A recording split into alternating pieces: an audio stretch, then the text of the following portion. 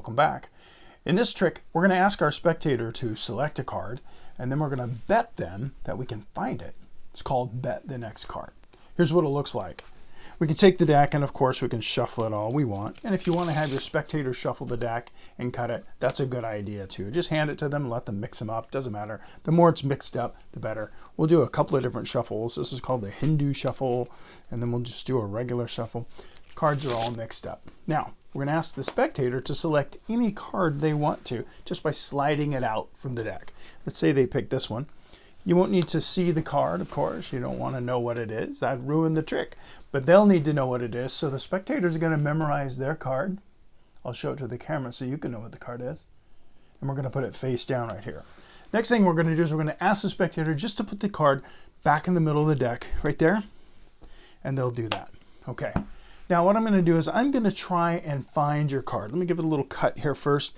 And I think I can find your card. In fact, I'm going to make a bet that I can find your card. Here we go.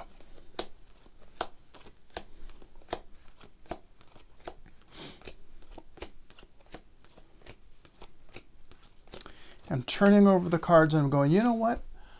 I think I bet the next card I turn over is your card. That's what I think. I think the next card I turn over is yours. So I'll bet you that. You want to make that bet? And of course, they'll probably think that they would want to make that bet because you're going to play a little trick on them. Yep, the next card I turn over is definitely your card, right?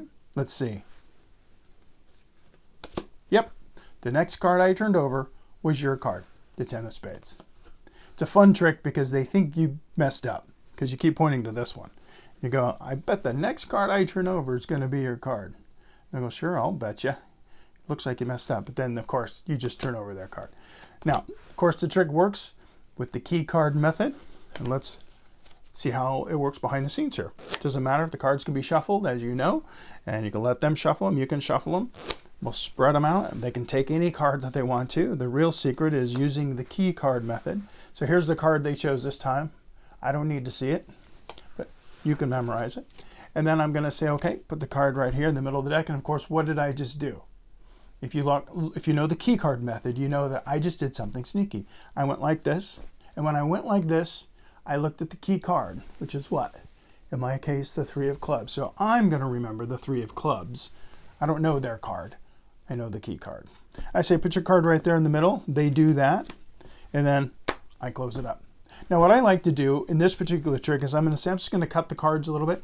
And the reason I do that is because I don't want to go through a whole bunch of cards because it's way down in the middle. So I'm just going to cut off, about maybe 15 or 20 cards. I don't know. Just going to do it real quick just so that we don't go through cards all day, right? So it's getting rid of some.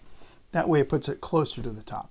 Now, what I'm going to do next is very simple. I'm going to be looking for the 3 of clubs, and then I'm going to know that the card after the 3 of clubs is their card, and then I'm going to stop. So I'm going to be going like this, and still I don't know their card yet. I only know the key card. And as I'm putting the cards down, when I get to the 3 of clubs, I want to make sure I don't lose I'm going to stop and go, Now what I really just did is I put down the 3 of clubs and then I put down their chosen card, but I want to make it look like I missed it. I want to make it look like I think this is the chosen card. And that's why I keep saying, I'll bet you the next card I turn over is your card. Well, they're going to see their cards on the table. So they're going to go, oh, he got it wrong. I'll bet the next card I turn over is your card, right? Okay, I'll make that bet. And of course, the next card you turn over is their card. In this case, the 5 of diamonds, which I didn't know until I saw it on the table because of the key card method. That's a real fun way to use the key card principle and to fool your audience in a fun way.